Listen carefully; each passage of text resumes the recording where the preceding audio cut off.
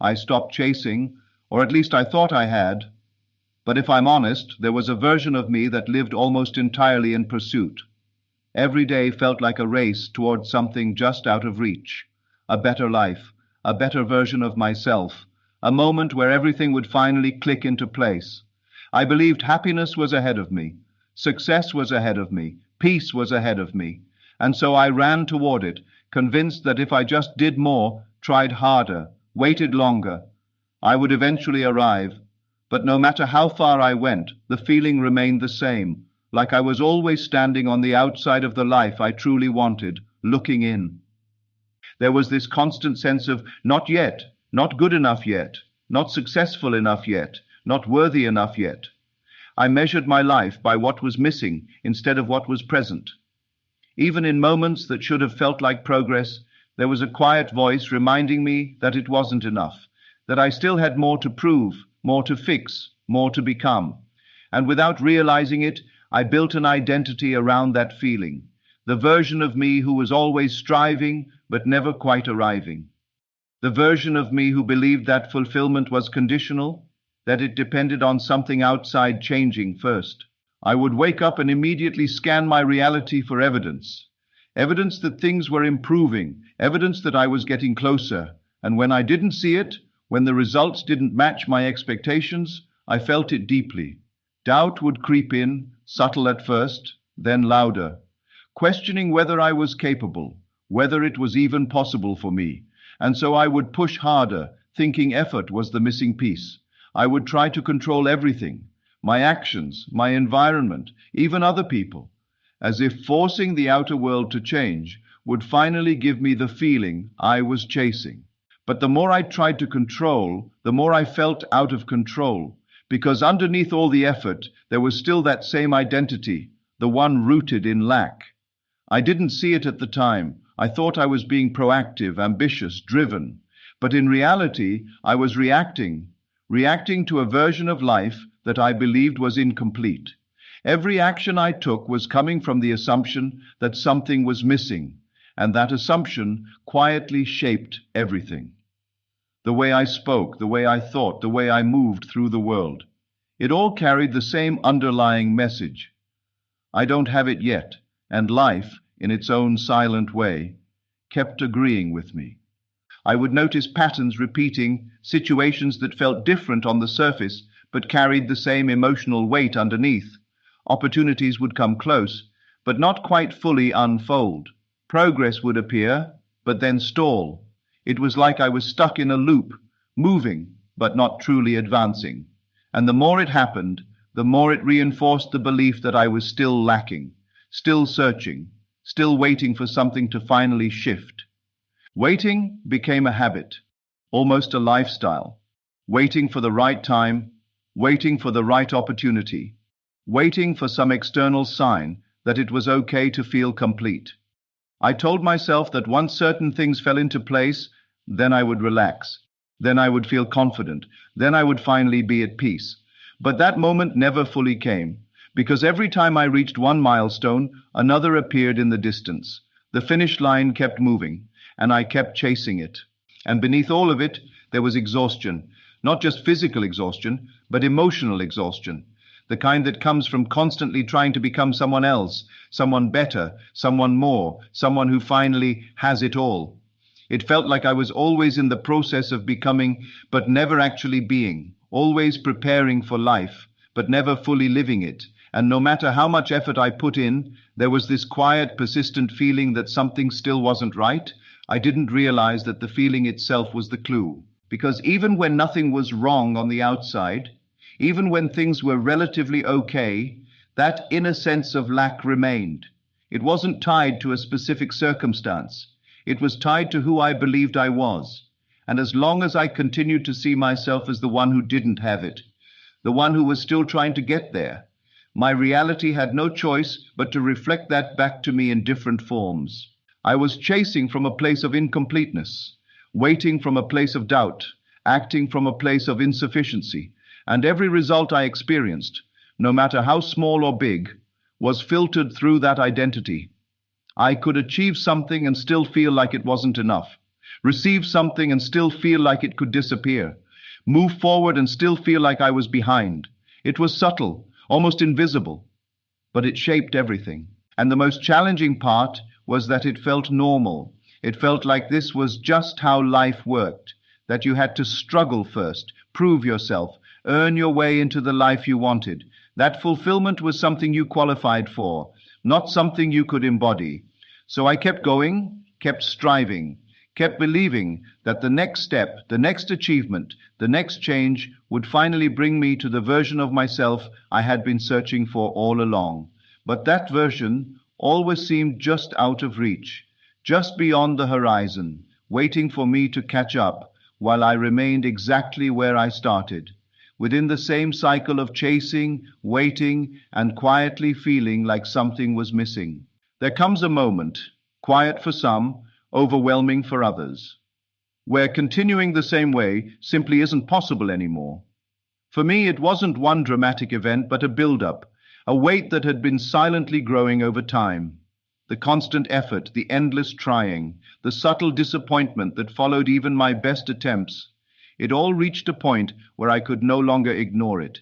I remember sitting with that feeling, not trying to fix it this time, not trying to distract myself from it, just facing it fully. And in that stillness, something became painfully clear. Everything I had been doing wasn't actually changing anything at its core. I had been moving, doing, striving, but internally I was still the same doubts, the same sense of lack, the same underlying belief that I wasn't quite there yet. And no matter how much I tried to rearrange the outside, the inside remained untouched. That realization hit differently, because it wasn't about blaming circumstances anymore. It was about seeing the pattern, seeing how every experience I had been calling unlucky or unfair was, in some way, reflecting something deeper within me, not consciously, but consistently. And for the first time, instead of asking, "Why is this happening to me?" I found myself asking a different question. What part of me is creating this? That question didn't bring immediate comfort. It brought honesty, a kind of honesty that stripped away excuses and forced me to look inward. I started to notice how often my thoughts were rooted in limitation, how frequently I expected things to go wrong, or at best, not fully right. Even when I tried to be positive, there was a quiet undercurrent of doubt running beneath it, subtle but persistent. And it dawned on me that I wasn't just experiencing life. I was interpreting it through a fixed lens, a lens shaped by who I believed myself to be. I began to see that my identity wasn't just a description of who I was. It was a decision I had been repeating unconsciously. Every time I thought, "This is hard," every time I felt, "This isn't working for me," every time I assumed, "I don't have it yet," I was reinforcing a version of myself that lived in lack. And from that version, every action, every reaction, every expectation was being filtered. It was like trying to create a new life while holding on to an old self, expecting different results without becoming different within. There was a moment, almost like a quiet shift in awareness, where I saw the simplicity of it all, not easy, but simple. The realization wasn't complicated or intellectual, it was direct. I had been trying to change outcomes without changing the one thing that was producing them. I had been focused on the reflection instead of the source, and the source wasn't the world around me. It was the way I saw myself within it. That's when a deeper understanding started to unfold, that what I had been calling reality wasn't something fixed or separate from me. It was responsive. It was mirroring something internal, something consistent. And if it was mirroring, then changing the mirror itself would never solve anything. I could adjust, improve, or manipulate what I saw temporarily. But unless I changed the one looking, the reflection would always return to its familiar form. This realization didn't feel like motivation. It felt like responsibility, not in a heavy way, but in a clarifying way. It meant that the power I had been searching for externally had always been within my reach, but it also meant I could no longer avoid seeing my own role in what I experienced. It required a different kind of awareness, one that wasn't focused on fixing problems outside, but on observing the identity I was carrying within. I started to question everything I had assumed about growth, about success, about becoming. What if the issue wasn't that I hadn't done enough, but that I had been doing everything from the wrong place? What if effort wasn't the missing piece, but identity was? These questions didn't come with immediate answers, but they opened a space where something new could begin to take shape. In that space, I noticed how often I delayed my own fulfillment, how I kept placing it in the future, tied to conditions that hadn't happened yet. I realized that I had been practicing being incomplete, rehearsing the feeling of not there yet every single day. And through repetition, that feeling had become familiar, almost comfortable, even though it didn't feel good. It was known, it was predictable, and because it was familiar, I kept returning to it, even when I was trying to move beyond it. Seeing that pattern created a kind of pause, a break in the automatic cycle. For the first time, I could observe the version of myself I had been living as, instead of unconsciously identifying with it. And in that observation, there was a subtle but powerful shift, the realization that if this identity had been created through repetition, it could also be changed through a different kind of repetition, not by forcing actions, but by becoming aware of what I was consistently assuming to be true about myself. I began to understand that the version of me I had been waiting to become wasn't something that would appear after enough effort. It was something that had to be chosen, internally, deliberately, not once, but repeatedly.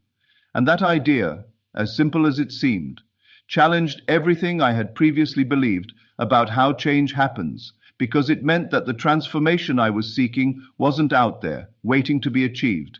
It was within me, waiting to be embodied, and that shift in perspective, subtle but undeniable, marked the beginning of something entirely different. There was a shift, not loud, not dramatic, but decisive, a moment where I stopped asking, "How do I get there?" and started asking something far more powerful, "Who am I being right now?"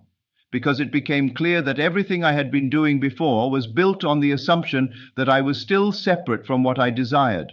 And as long as that assumption remained, no amount of effort could truly bridge that gap. So instead of trying to figure out the next step outwardly, I turned inward and began to redefine the very foundation I was operating from, my sense of self. I started with a simple but confronting idea.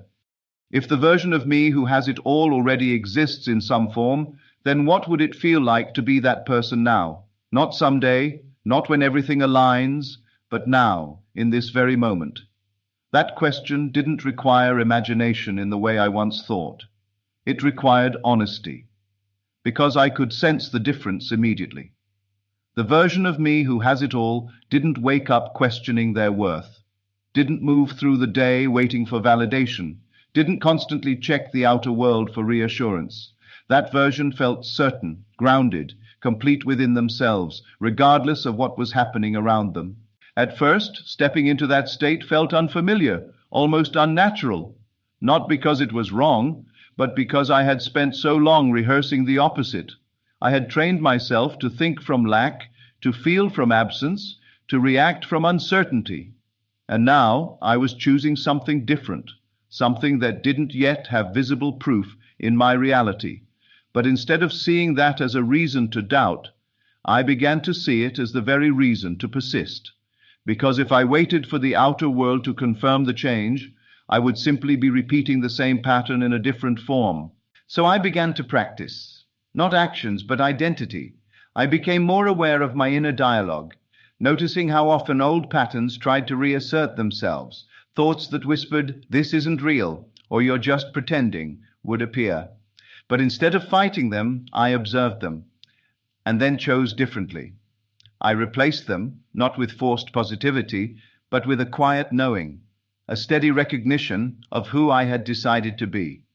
It wasn't about convincing myself, it was about aligning with a version of myself that felt internally consistent, even if it wasn't yet externally visible. This shift began to influence everything. The way I responded to situations, the way I carried myself, even the way I perceived time. I was no longer waiting for something to happen before I allowed myself to feel a certain way. Instead, I was generating that feeling first, allowing it to guide my thoughts and actions naturally. Confidence was no longer something I hoped to gain. It became something I expressed. Abundance was no longer something I chased. It became a perspective I operated from. And the more I leaned into this way of being, the less I felt the need to control outcomes. There was a subtle freedom in that, a release from the constant pressure to make things happen, because I realized that the version of me who has it all doesn't strain to prove it, doesn't obsess over when or how things will unfold. That version trusts, not blindly, but deeply. Trust rooted in identity, not circumstance. And as I embodied that trust, I noticed a shift in how I experienced even the smallest moments. Things that once triggered doubt now passed through me with ease. Situations that once felt significant began to lose their weight, not because they changed immediately, but because I was no longer interpreting them from the same place. It became less about doing more and more about being consistent, consistent in how I saw myself, consistent in how I felt about my life, consistent in how I chose to show up internally. And that consistency started to create a kind of stability within me, a grounded sense of self that didn't fluctuate based on external conditions. I wasn't ignoring reality. I was simply no longer allowing it to define me. Instead, I was defining myself and allowing reality to adjust in response. There were moments where the old version tried to resurface, where familiar doubts or habits would appear. But even in those moments, something had changed. I no longer identified with them in the same way. They felt like echoes, remnants of a previous state that no longer held the same authority.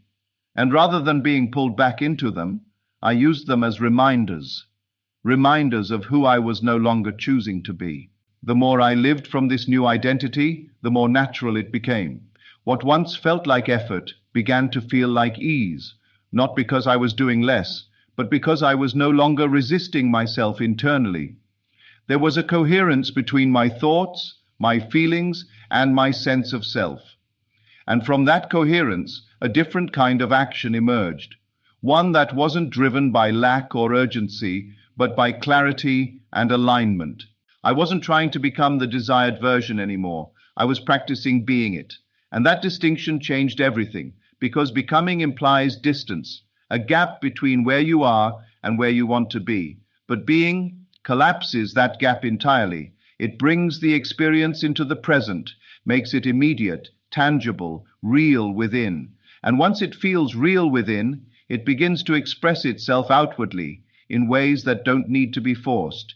This was not about perfection. It was about direction, a steady, intentional movement toward a new way of being that gradually replaced the old. And as that replacement continued, quietly, consistently, something within me settled, not into complacency, but into certainty, a certainty that didn't depend on evidence, but eventually would begin to create it. At first, nothing seemed dramatically different, at least not on the surface. The world looked the same. The environment hadn't instantly transformed, and the circumstances I once reacted to were still present in familiar ways. But something deeper had shifted, something subtle yet undeniable. The way I experienced those same moments was no longer the same. There was a distance now, not a disconnection, but a clarity. I was no longer immediately pulled into old reactions or patterns. Instead, there was a quiet awareness that allowed me to remain grounded in who I had chosen to be, regardless of what appeared in front of me. This was the part that required the most steadiness, because the outer world doesn't always reflect the inner change instantly. There is often a period where the old reflections still linger, where reality seems to echo the past, even as something new is being established within. And in that space, it would have been easy to fall back into old ways of thinking, to interpret the lack of immediate change as failure or proof that nothing was working. But this time, I didn't allow that interpretation to take hold. I understood that what I was seeing was not a contradiction. It was a delay, a natural unfolding, and more importantly, it was no longer my reference point for truth. Instead of reacting to appearances, I began to respond from identity. That distinction changed everything, because reacting is automatic, it's conditioned, it's tied to past experiences and familiar emotions. But responding from identity is intentional. It comes from the version of you that you have chosen to embody. So even when something didn't match what I expected, I didn't immediately question it or myself. I remained steady, not forcing belief, but returning to the feeling of already being the person I had decided to become. And slowly, almost imperceptibly at first, the outer world began to shift. It didn't happen in a way that demanded attention. There were no sudden, overwhelming changes that announced themselves loudly. Instead, it showed up in small, almost ordinary ways. A conversation that felt different, more aligned, more natural. An opportunity that appeared without the usual struggle. A situation that once would have created tension, now unfolding with ease. These moments, while subtle, carried a different energy. They felt like confirmations, not in the sense of validation, but in the sense of alignment, as if reality was quietly adjusting to match the internal shift that had already taken place. The more I noticed these changes, the more I realized something important. The outer world doesn't lead, it follows. It responds, it reflects, it rearranges itself based on something deeper than visible action. And once that understanding settled in, the need to constantly monitor or evaluate my progress began to fade. I wasn't looking for proof anymore. I was recognizing it. And that recognition came not from what I saw, but from what I felt within. There was a growing sense of ease in how things unfolded. Situations that once required effort began to resolve themselves with less resistance. Decisions became clearer, not because I analyzed them more, but because I was no longer operating from confusion or doubt. The identity I had stepped into carried its own sense of direction, a kind of internal guidance that didn't rely on external confirmation. And as I trusted that more, life seemed to respond with a similar kind of trust, presenting paths and possibilities that aligned with that inner clarity. What stood out the most was how natural it all began to feel.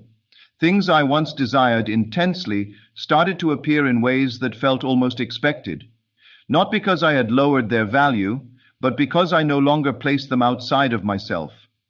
They were no longer symbols of something I lacked. They became extensions of who I was. And when something is no longer seen as separate from you, the way you relate to it changes entirely. There is no longer urgency, no longer pressure, just a quiet acceptance that it belongs. There were still moments where the old reflections would surface, brief reminders of the previous state I had lived in for so long.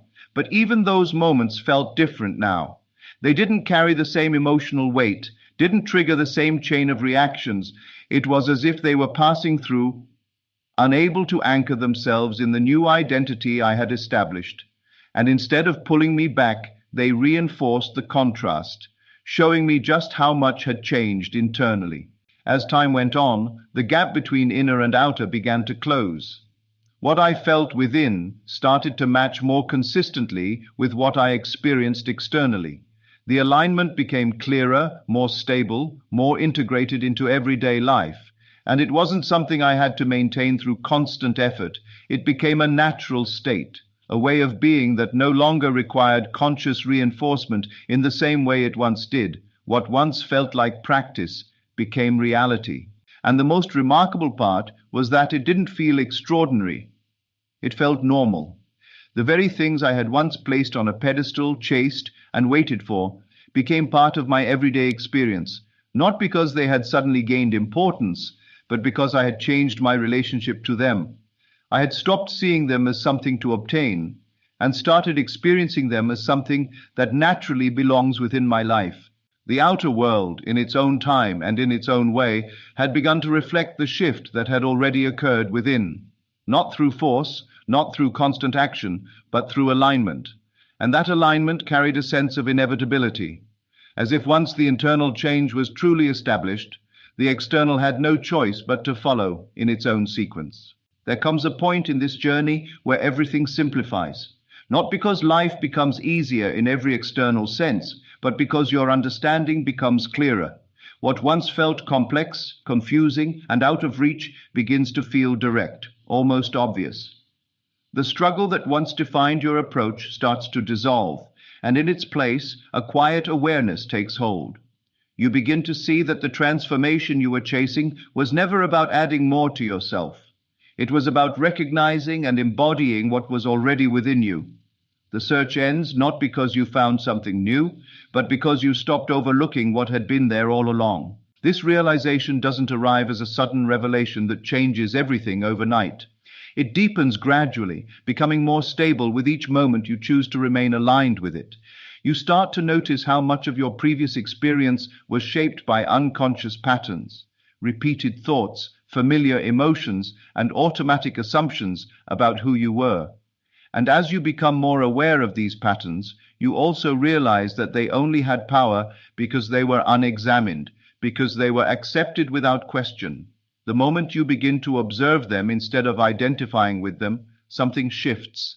There is space now, space to choose differently. In that space, a new understanding forms. That identity is not something fixed or permanent, but something fluid, something that can be consciously directed. You are not limited to the version of yourself that was shaped by past experiences or external circumstances. You are not confined to old definitions or outdated beliefs. Instead, you have the ability to redefine yourself from within, to decide who you are being, independent of what has been.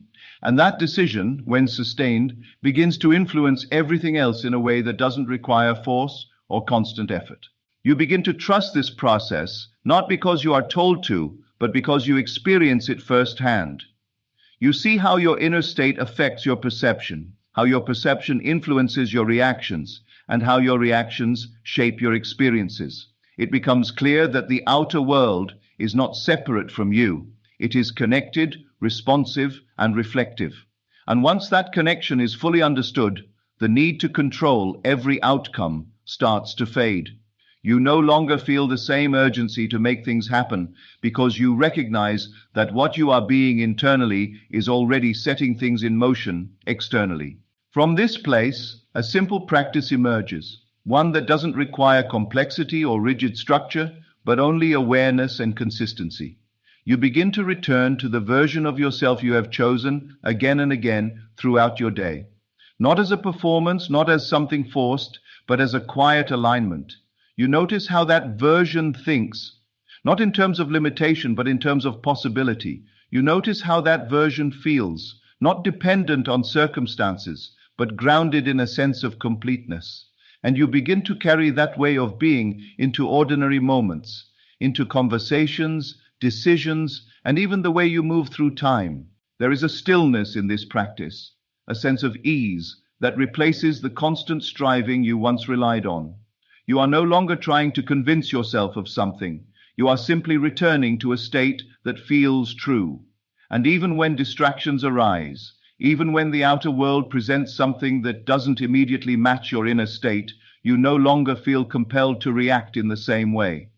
Instead, you gently return again and again to the identity you have chosen to embody. As this becomes more natural, you begin to notice how your internal dialogue shifts. The words you once used to describe yourself, uncertain, lacking, incomplete, begin to lose their relevance. In their place, a new language forms, one that reflects certainty, clarity, and self-recognition. You no longer speak from a place of wanting, you speak from a place of being. And that shift in language is not just verbal, it is energetic. It influences how you feel, how you think, and how you interact with everything around you. You may find yourself naturally affirming this new identity, not as a technique, but as an expression of what you now understand to be true. Thoughts arise that reflect this alignment, a quiet recognition of your own completeness, a steady awareness of your own capability. And as these thoughts repeat, they begin to feel familiar, just as the old patterns once did. But this time, the familiarity is empowering. It supports your growth instead of limiting it. In moments of reflection, you may even pause and consciously step into this state more fully. You allow yourself to imagine, not as a distant possibility, but as a present experience. You sense what it feels like to already be the version of yourself you once desired, to move through life with that perspective, that confidence, that sense of ease. And instead of treating it as something separate from you, you recognize it as something you can inhabit now, something you can return to whenever you choose. This is where the shift becomes complete internally, not because there is nothing left to grow or expand, but because the foundation has changed. You are no longer building your life from a place of lack or uncertainty. You are building from a place of identity, a clear, stable sense of self that no longer depends on external confirmation. And from that foundation, everything else begins to organize itself in a way that feels natural, aligned, and consistent with who you have become.